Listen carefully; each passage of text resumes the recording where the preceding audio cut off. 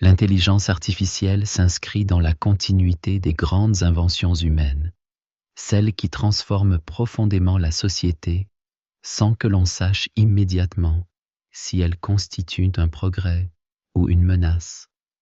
Nous sommes aujourd'hui à ce moment charnière.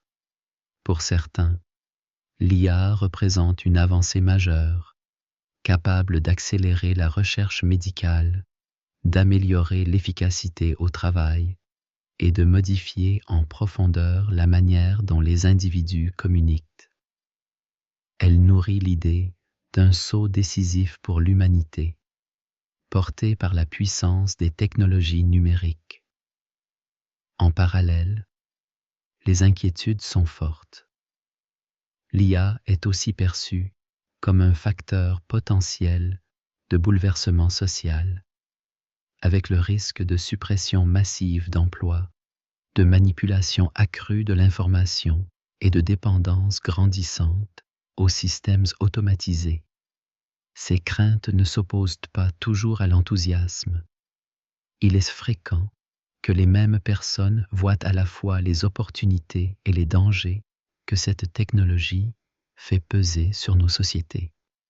L'intelligence artificielle n'est ni vertueuse ni nuisible par nature.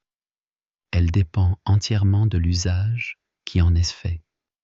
Derrière les algorithmes se trouvent des choix humains, des intérêts économiques et des stratégies politiques. La vraie question n'est donc pas seulement ce que l'IA permet, mais qui la contrôle, qui en bénéficie et qui en subit les effets. Sans règles claires, le risque est de voir le pouvoir se concentrer entre quelques mains, au détriment des citoyens et de la démocratie. Les territoires ne sont pas en marge de cette révolution. Les régions et les collectivités locales sont déjà concernées par l'utilisation de l'IA dans la gestion des transports, de l'énergie, de la santé, de l'aménagement ou de la formation. Utilisée avec discernement, elle peut améliorer les services publics et renforcer l'efficacité de l'action locale. Mal encadrée, elle peut au contraire accentuer les fractures territoriales et éloigner encore davantage les décisions des réalités du terrain. Face à ces enjeux, il ne s'agit ni d'un rejet systématique, ni d'une adhésion aveugle.